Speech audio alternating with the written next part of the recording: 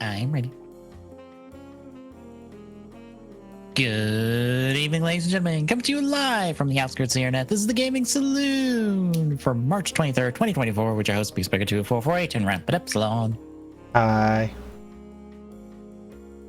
It is a light news week because it's March. That's like the best way I can put it.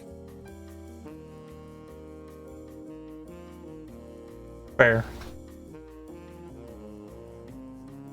That doesn't mean that the release list isn't like a mile fucking long. I mean, it's March. Mm-hmm. The end of March.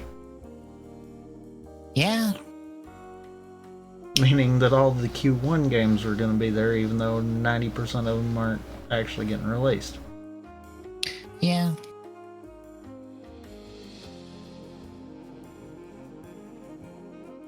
But before we get into a bunch of news and stuff, Tommy, what have you been playing the last couple of weeks? Good question.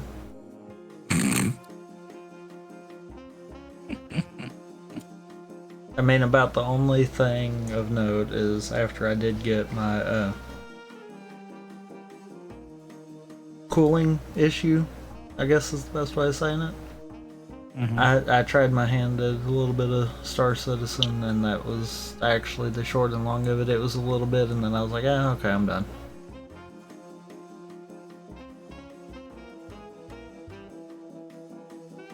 Outside of that, yeah, I haven't really done anything. It's been a whole bunch of Balatro for me. I've been trying to get like the second like difficulty level with the yellow deck, which gives you more money at the start and like more money off interest. I've gotten close, but I haven't like pulled it all together in the end, unfortunately.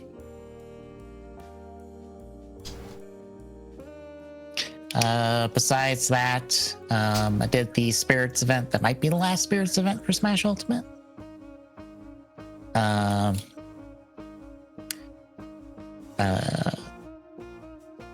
Crap, there was something else.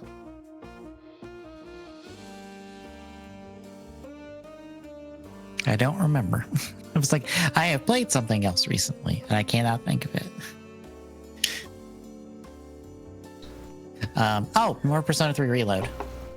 I've got Fuka rescued from being stuck in Tartarus because she got thrown in the gym and locked in there one night, and then when her bullies came back, she was gone because she was stuck in Tartarus, and it took about a week to find her. The good news is time differential, so she was only technically in there for like 7 hours.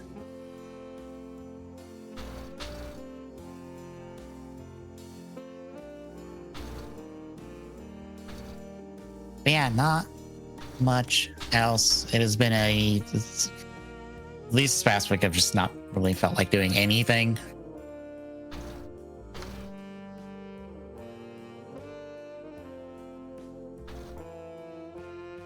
But yeah, anything else before we get to news and stuff? No. All right. First up, it feels like a thing that we kind of knew about, but I guess this is more like official confirmation, kind of. Well, at least unofficial, official confirmation. So you remember how, they brought about Overwatch 2 and they made a big deal about doing all of this, like, PvE story-based content and stuff? Yeah. Well, that's all in the bin now.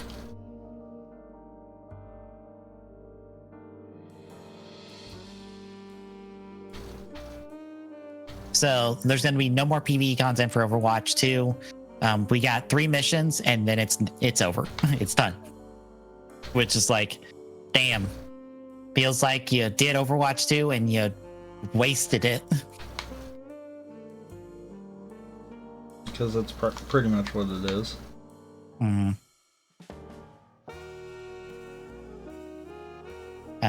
Oh, I did learn one thing that was kind of interesting to learn about how Steam works. Do you know the percentage discount that a game needs to be put at for you to get an email about it? Nope. 20%.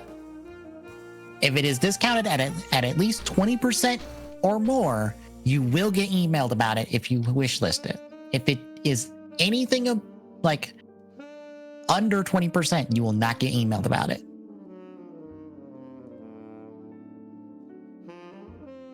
Sounds about right.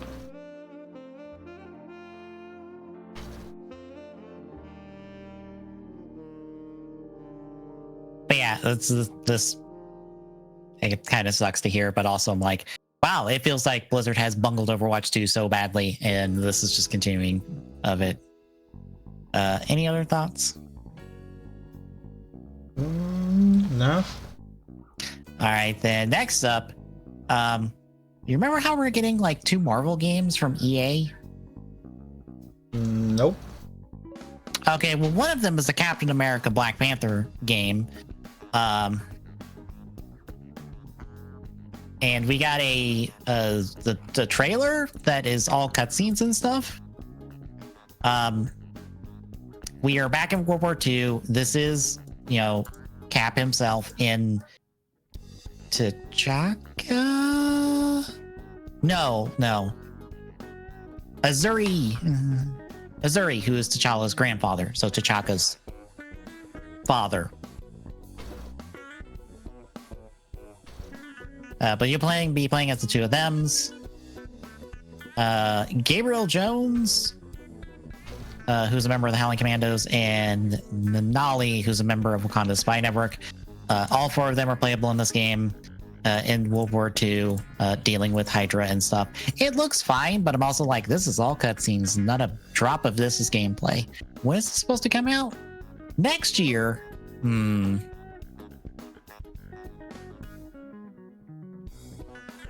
Also, I'm very suspicious of this is a 4-player game. And you're showing me a whole bunch of cutscenes. And this is supposed to be a single-player game. And I'm like, was this always a single-player game? Or nope. Was it something else first and then became a single-player game because of circumstances? Because I am suspicious about that. Well, you see, it was a multiplayer live service game, and then they realized how well the Avengers went over, so... Let's see, Avengers, and that one Batman game, and the Suicide Squad game, and a bunch of other live services recently. Yeah, but those 2 were DC. That has no bearing on a Marvel game.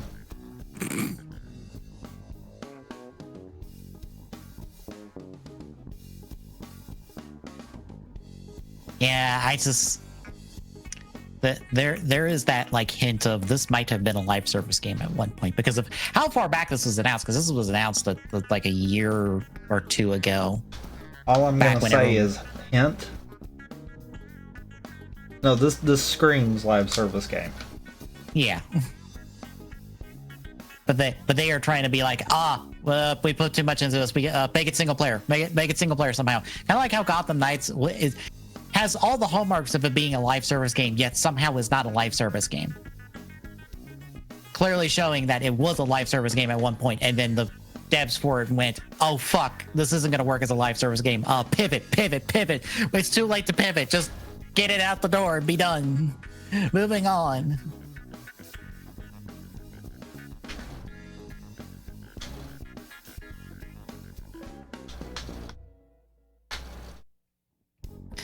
But yeah, it looks fine, but I'm also like, there's no gameplay here. You come out in a year. Call me when you have actual gameplay so we can see what this looks like, because I do not care about your like real-time cutscene stuff. So in a year. Yes. Also, Multiverses is back. Kind of. After going quiet. Which... I don't understand this. Multiverses went quiet like a year ago? Yeah, went quiet a year ago after its open beta. And now it's back. has a PvE mode now that they didn't go into detail about. Some new attacks and stuff for fighters. New fighters are on the way. New stages. All this stuff. Why did this go away to begin with? I don't understand. Why did you take this off to start with? Disappear for a year and then come back?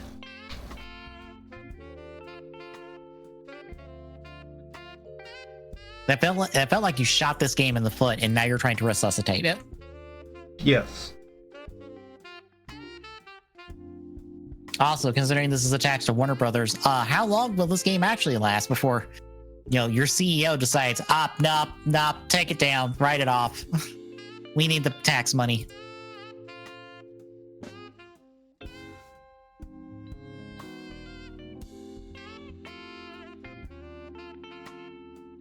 Any other thoughts on that? No. Like I said, folks, it's a short week. Speaking of CEOs, Starbreezes has been tossed out the door because you know how Payday 3 has done terribly since launch? What? Payday 3 has done terribly? Whatever do you mean? It was a good game. I have found a Payday YouTuber who has talked about the updates and stuff, and they're just like, this isn't working. None of this is working. This is why just why every time with Payday 3. I think it's to the point that like Payday 2's like player numbers are like some stupid multiple times higher than like Payday 3's numbers.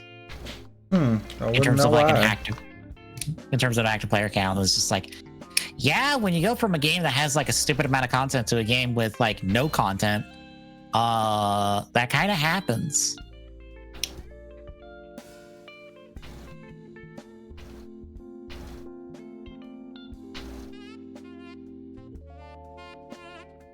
But yeah, there's apparently not really any other details.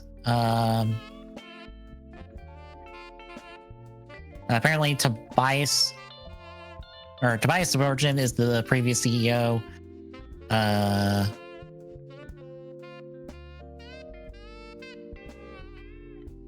They have an interim CEO for now.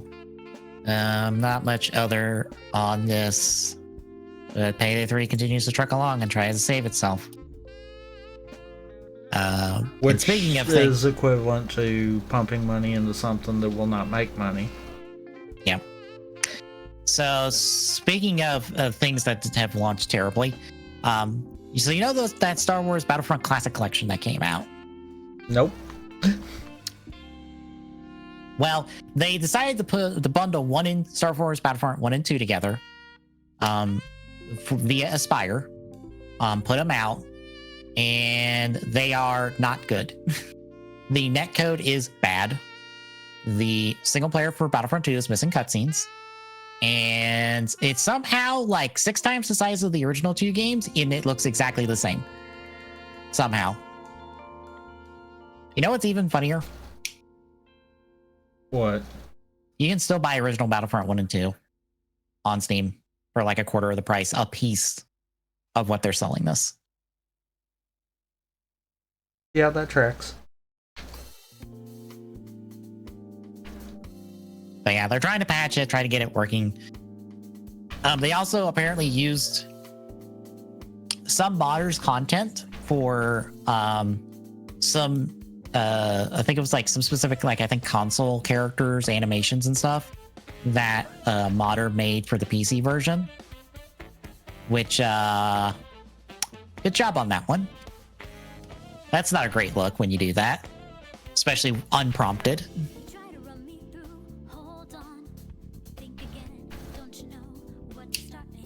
But yeah, it is a shit show. Honestly, it just seems like, hey, do you want to play Battlefront 1 and 2? Just buy the original versions on Steam. Just buy them. They're like $5. The servers still work for them. Next up, you remember a while back we talked about how a group of people were trying to beat all of the Mario Maker 1 levels before Nintendo took the servers offline? Yes, and about how, and we're fixing to talk about how they now have actually finished that. Yes, kind of. Nope. There's a strange Nope, ending they to have. this. I was about to say, they have, but it took a turn at the end that no one was really expecting. So they have completed all the Mario Maker 1 courses. Except in trying to do this, they have found out that the last course they were trying to do, which was trimming the herbs, apparently was not a legitimately created level and was created using a modded Wii U, and it was TAS only. So more or less it's unbeatable by legitimate means. Oops. And I think I didn't have the tweet, but I think the guy who made the level was like, yeah, no, I made that for a task. I was supposed to bring out the task, and then apparently nobody like saw it or like brought it up at all. Apparently. It was a strange turn of events, but if I'm not mistaken, what I wound up reading was it was made with TAS in mind. Yes. And it was a case of the original concept for the TAS, the maintainer abandoned it, and it was the level creator's friend that wound up getting it working.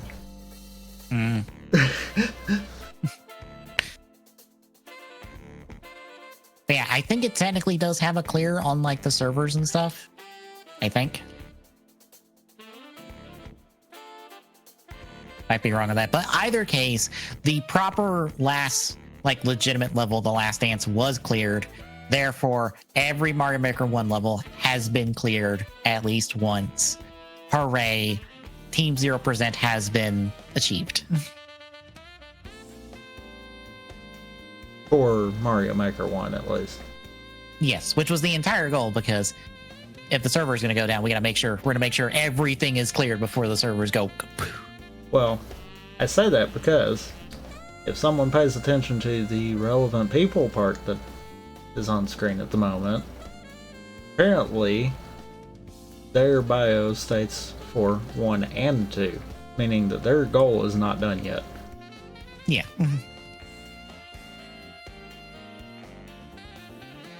I cannot see that because I am running an add-on that makes my Twitter look like old Twitter. So I can't see that part because I turned off that part. Oh, so you're running a plugin that makes your X look like Twitter? Yes, it literally is dubbed old Twitter. Like, I can just show you because that's what my screen looks like, or what my page looks like.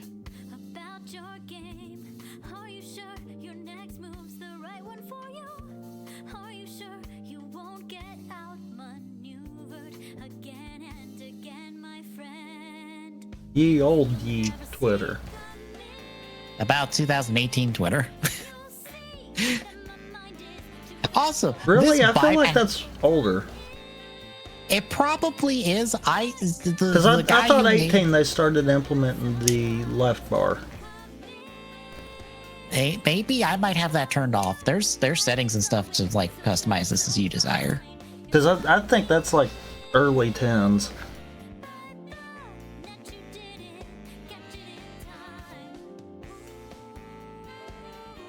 I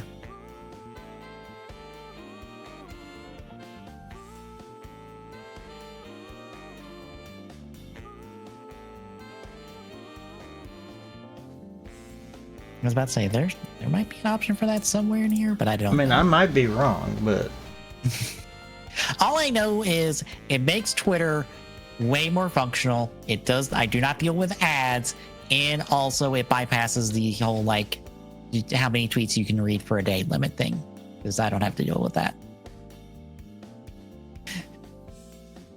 Literally the simplest thing in existence to bypass it.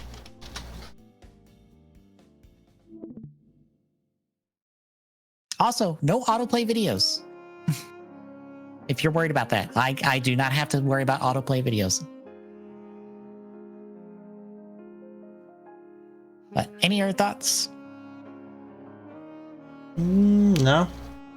All right, then. Last up, just a little YouTube video I found because I remembered that this was a thing, and I was like, I have to find the video about this. So a new glitch, trick, strat, however you want to call it, for Ocarina of Time has been found that lets runners teleport to anywhere they desire. Now, if you're looking at this video, you'll see that it is 30 minutes long. It takes about 20 minutes to explain how the fuck this works. I don't think I can explain this in less time, if I'm being honest, because it is stupidly complicated.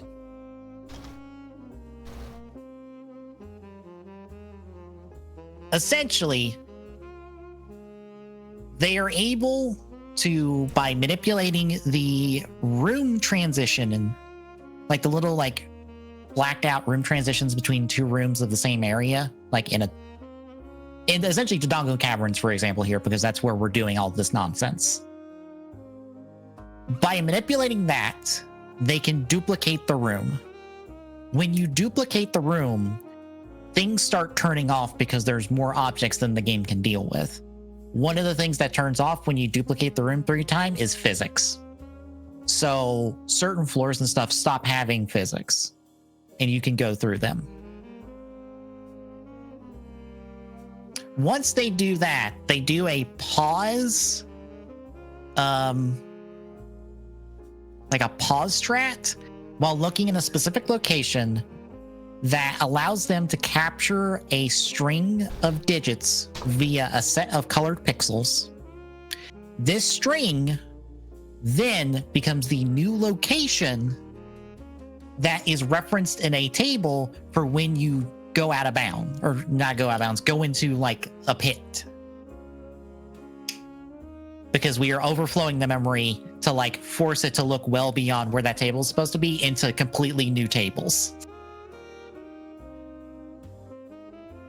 By doing this, a runner can go from Dodongo Caverns all the way to just outside the Ganon fight at the end of the game. Just right there.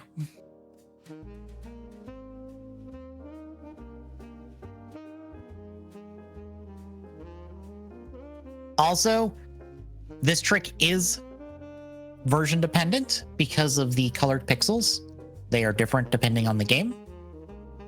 I don't remember if frame rate deals with it at all, but I know the colored pixels is different depending on the version.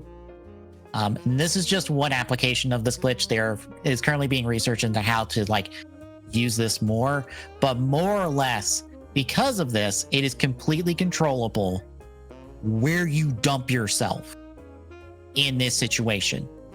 As long as you can get a certain set of 6 digits into like the overflowed part of this table that it's going to reference, you can teleport wherever you want. As long as you can get the 6 digits to work. It is kind of insane. But it is the kind of insane I love to see about in speedrunning, because I'm like, first of all, how did all this come together? Because damn. Probably someone accidentally did it.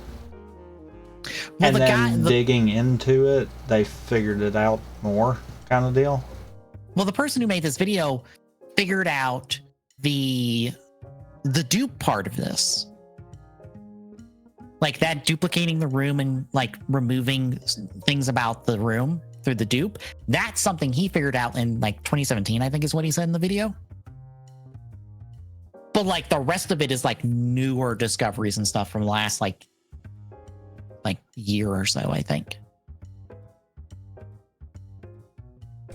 Also, bear in mind, there's always been wrong warps for Ocarina. So it is very possible that, especially when people started playing with arbitrary code execution stuff, that yeah, someone probably accidentally wound up on one of these trying to do something different, and then that kind of just exploded from there. Yeah, because like I said, this is honestly the same way that a lot of randomizers wind up getting built.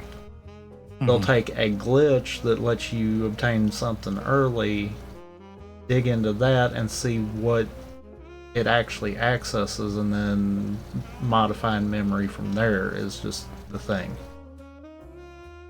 Once you find that first piece, then the rest of it's a lot easier to just step into. But yeah, that's like the huge thing about this, is that this is 100% controllable on the player's part. It only takes like 10 seconds to execute. And it doesn't even seem that difficult. Because it is like one manipulation to like dupe the room. It's one pause buffer to get the 6 digits, and then just yeet yourself into the abyss at a specific angle in time. But that pause buffer, anyone that's done any actual pause buffer strats would know that that is very frame dependent. Yeah. Now granted, a game like Ocarina is a lot better than most of your modern games because you only got, I believe it's 24 frames per second that you have to worry about. Yep. So it is fairly easier, but even at that, you're sitting there thinking 1/24th of a second. Yeah. That's a challenge.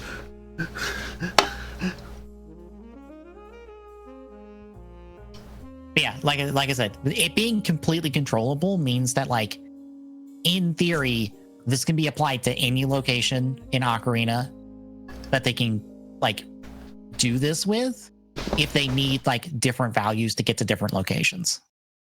Because that's the thing. That set of 6 digits can reference any place that you're transitioning into. Any place in Ocarina. Anywhere. Any door. Literally any door. And it's all in a table, and they all have numbers. And if it can be figured out how to get that 6 digits to go in to this like overflow table, you're to that door. Here's the bad thing, though.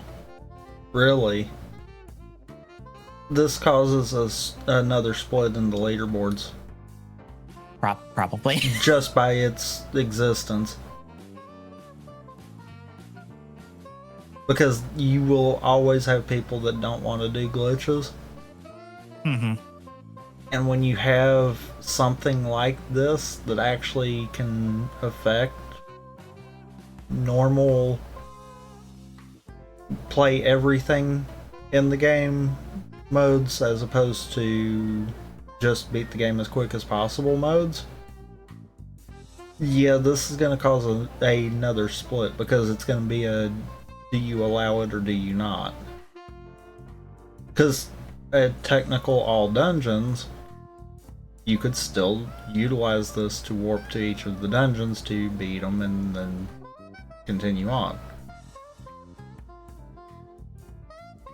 So it's one of those, it is neat on an any percent level to see something like this. Yeah. It kind of hurts for every other category, though. And I only know that because of the fact that there are other games that is the case. They have to make that a very strict thing where it can only be used in certain aspects of it.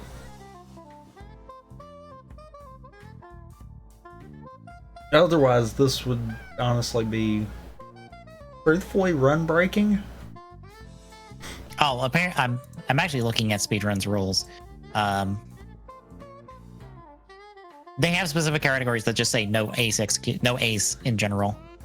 Like all dungeons, they have a specific no SRM. But is this technically ace? Yes. This is ace, because you are executing code.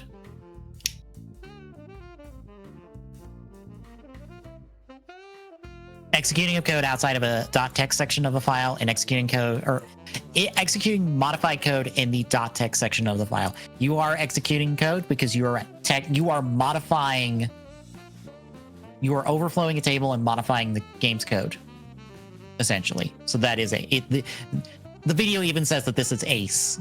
This is arbitrary code execution.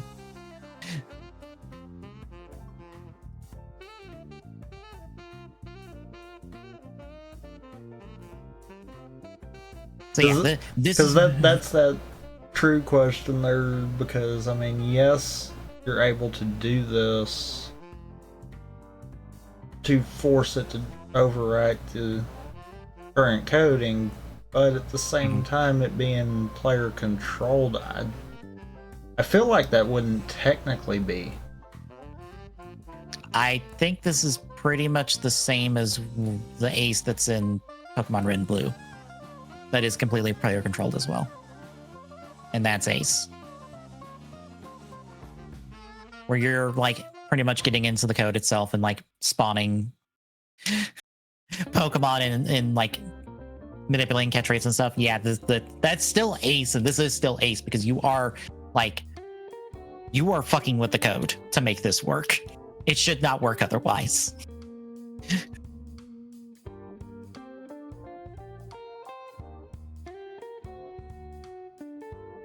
Yeah, there are rules and stuff, even within categories, to be like, yeah, no,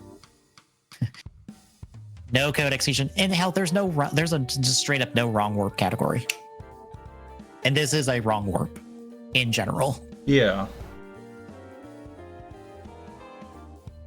And see that's where I'm like, this to me feels more like a wrong warp, not an ACE setup kind of deal. Mm-hmm. And I'm more sitting there thinking about it because of like some of the Mario games. You technically have wrong warps.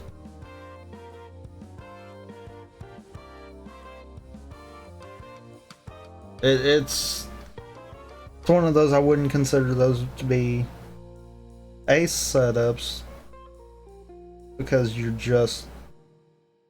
you're actually fully in control of your outcome of it. Mm-hmm.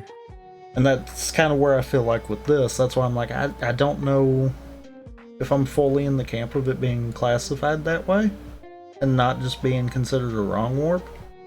But if they're already blocked, kind of separating wrong warps too, then it really wouldn't matter. Yeah.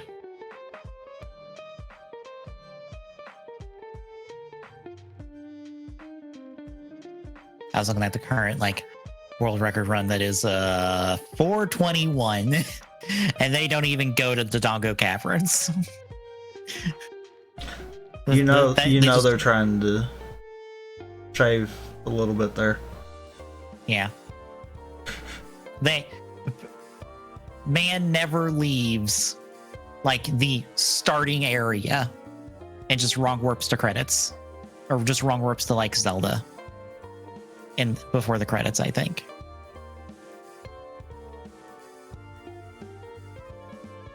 Let me see.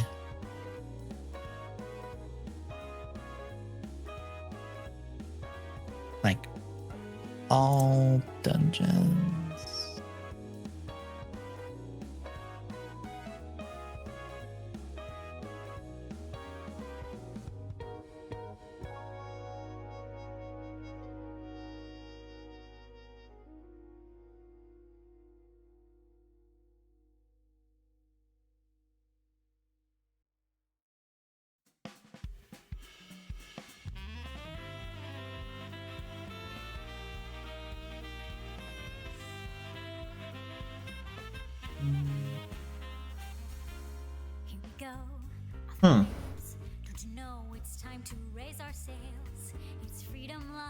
I've just kind of been letting this run in the background, and it's like, huh.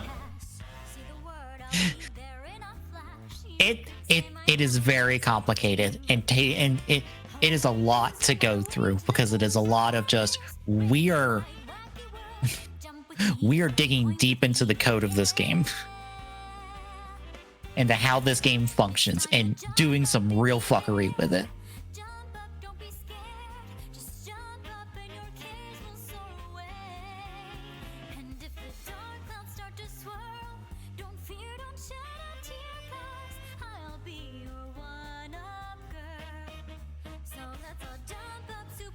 Yeah. It's always interesting to see the odd things that can happen.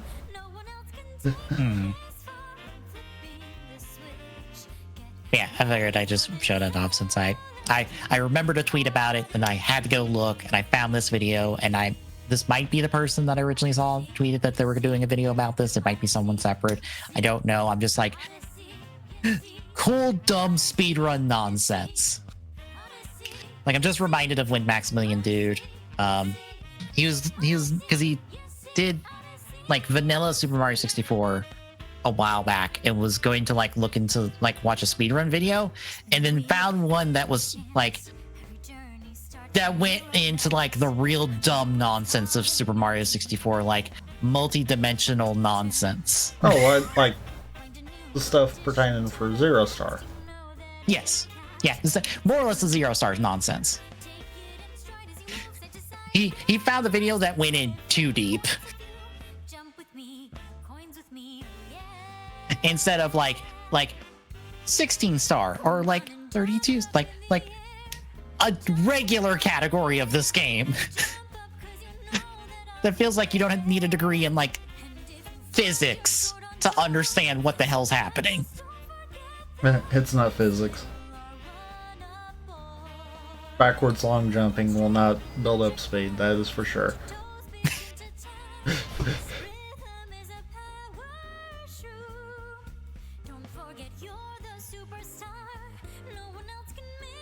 Anyway, that is all the news for the week, folks. So, releases! We'll kick off on the 24th with Animal Buddies Party Beast for the Switch. Damn it, I missed one. Hey, you missed one.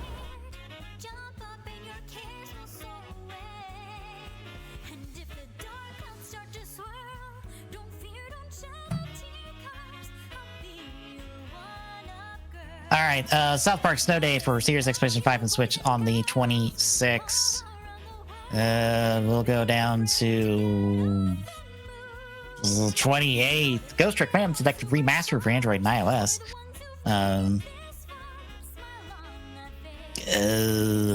Skip. On the 29th, 3D Printer Print Master Simulator for Switch. God, there is not a whole lot. On the 31st, G.I. Joe Cobra Wrath of Cobra for Switch. Go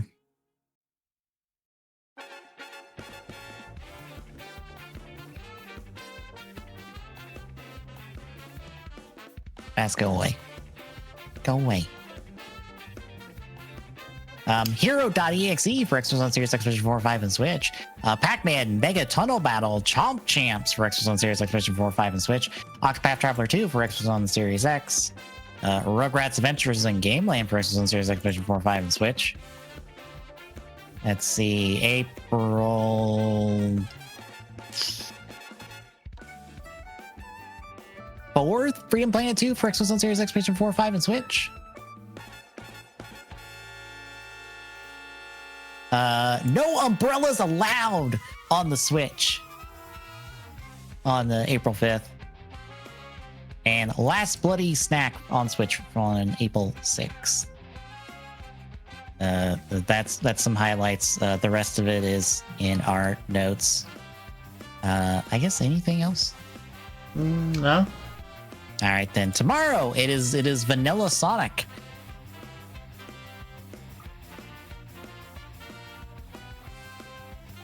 They will not go well. Nope, not at all. I'm trying to think if it was Sonic 1 or Sonic 2 I played on Game Gear. I feel like it was original Sonic.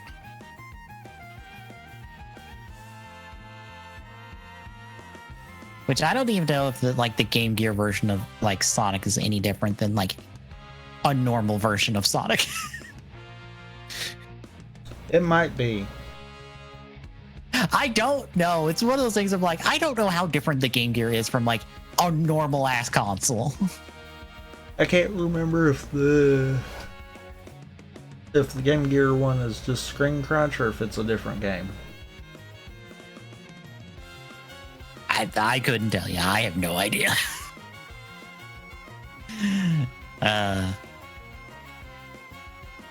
Next Thursday, instead of me solo, it is weekly co-op doing... Ah, crap. I forgot. Same. Sonic Mania, wasn't it? Yes, Sonic Mania Encore. Yep. I need to make sure I have that. I mean, you did when we... Oh, wait. Yeah, I never had the DLC. I can pick it up. It won't be too bad.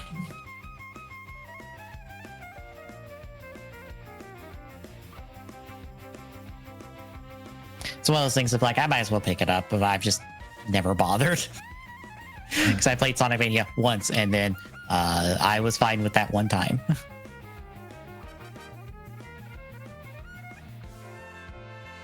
But yeah, that is next Thursday instead of next Friday. But I will be solo next Friday with Wonderful 101 Remaster. So just swapping the 2 days just for next week. And then next Saturday was our final look at Saber, because we're taking a look at Trio Deep Sun. And it's not updated on the schedule.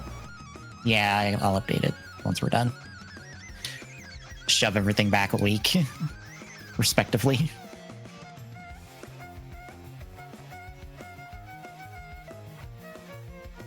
But yeah, that's everything between now and then. So if you like what you're seeing, folks, drop a follow. We appreciate chipping away at affiliate. Go at Jesus Network on Mastodon.social and at Jesus on Twitter. We'll give you up information on when we go live.